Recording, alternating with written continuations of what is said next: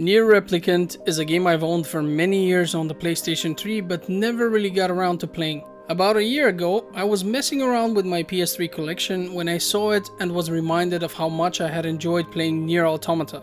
I kid you not, I started playing Replicant on the PlayStation 3 and just days later saw a trailer of the upcoming remaster. That is when I knew that it would be best for me to wait and play the newer version in Ultrawide rather than the old one on my PlayStation 3. In addition to the graphical overhaul, the remaster would let me experience the story through the eyes of the son rather than the father. When Replicant was first released, the Japanese version was designed with a young protagonist in mind, who would later grow up in the second part of the game, while the European and North American version would let you play as the father. Both play the same way, but I've always found the father's model to be ugly, so playing as the son was an additional pro argument for me. About 2 weeks ago, a good friend of mine told me how much he had enjoyed Replicant, which he had beaten recently, and generously offered to let me play on his account. As soon as I started the game, it was clear that it does not support ultra-wide in any shape or form. I can't tell you how annoyed I am by this. If you remaster a 3D game for modern systems, it's absolutely absurd to ignore ultra-wide nowadays. All it takes is a single look at the Steam discussion forums to realize that people want ultra-wide support.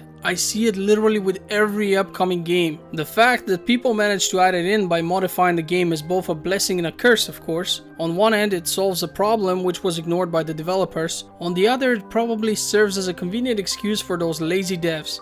In any case, I want to personally thank the people who provide us with such fixes. It's greatly appreciated. Nier Replicant in particular is slightly more complicated than your average game when it comes to modding in ultra-wide support, but well worth the work since the results look great. With that out of the way, let's talk about some of the differences this version brings to the table when compared to the original. The game is more than a simple remaster. Yes, the graphics have been overhauled substantially, but there is so much more under the hood. For starters, the voice acting has been re-recorded by the original voice actors. The combat system has been reworked entirely and includes new animations as well as new auto combat features, which I really like. If you've played Automata, you probably remember that it was possible to automate some of the combat, or in fact all of it. In any case, I was perfectly happy with leaving the controls of the grimoire to the AI. That way it would cast spells and shoot at stuff autonomously while I focus on the control of my character. This is especially convenient since I decided to play the game with a PS4 controller and find it quite difficult to aim using analog sticks.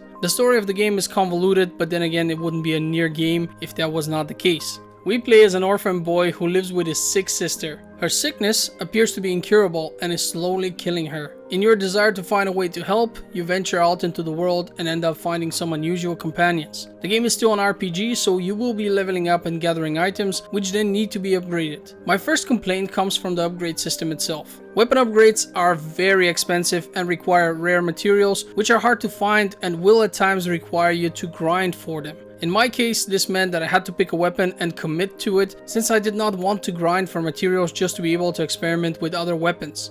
As a result of this, I ended up playing through the whole game by barely ever switching weapons. This meant that the weapon drops completely lost their relevance due to the fact that an early game weapon which has been upgraded once or twice will still be vastly superior to a weapon which was acquired later on but has not been upgraded. The game will offer you a bunch of side quests, however most of them will only be simple fetch quests without any original ideas. It almost felt like I was playing an MMO at times. I can only assume that they had a few normal side quests which told more of a story, and then decided that those simply weren't enough, so this generic kill this many of that enemy or gather this many of that item quests were added to fill the void. It's completely pointless and a waste of time. The only reason I went for them was because I'm a completionist and felt compelled to do everything.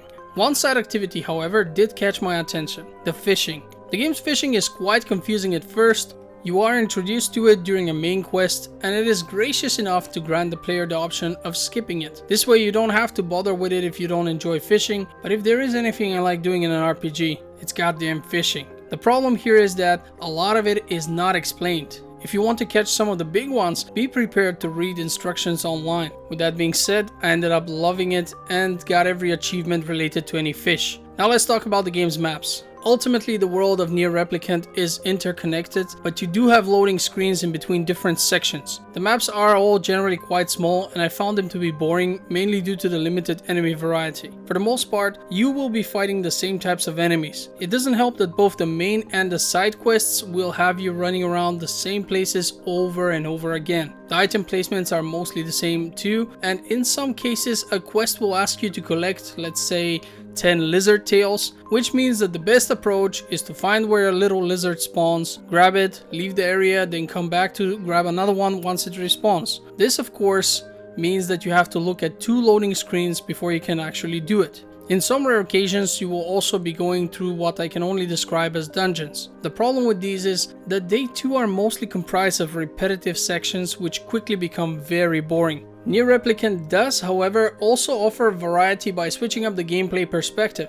Sometimes it's more of a 2D field, sometimes it gives you an isometric angle similar to Diablo, and at times you will have to get used to other changes to the conventional gameplay style, for example during the multiple bullet hell sections. This was something that I found to be really cool in Nier Automata, and I still enjoy it here. What I did not like were the written text sections. Yes, there are a few parts of the game where you literally play what I can only describe as a text adventure. The problem with that is that I want to play a game and not read a poor man's version of a choose your own adventure book. And don't get me wrong, I love these books. It's not that I don't like reading in general, it's just that I like reading when I'm in the mood for it. Whenever I start playing a video game, I want to play a video game. So the text adventure felt more like a cheap excuse for the devs to do less work. It's much easier to describe a scene in text than to actually draw and animate it. It's also cheaper. Another great example of this approach was an area called the Eyrie, where you have a few platforms and ladders which lead to some very simplistic huts. When you pass by these huts, you hear some sort of short voice lines which are supposed to be the villagers inside them who tell you to go away. Clearly this is one of the laziest ways of doing this, but it didn't annoy me quite as much as the white text on black background.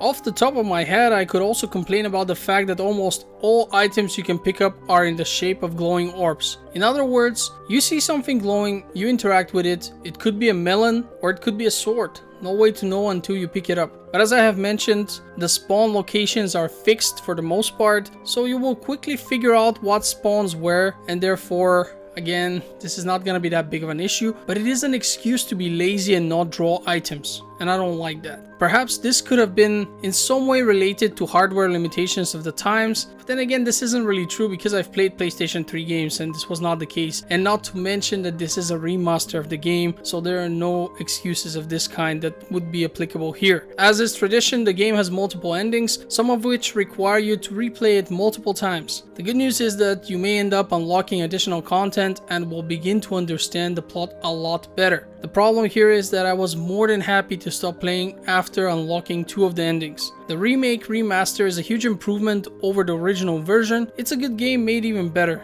They've modernized some of it, made it even more accessible, adapting to the preferences of a wider audience, while also expanding the lore and providing an additional ending, which gives the players the closure they crave after having their first playthrough. So should you play Nier Replicant? I think you should.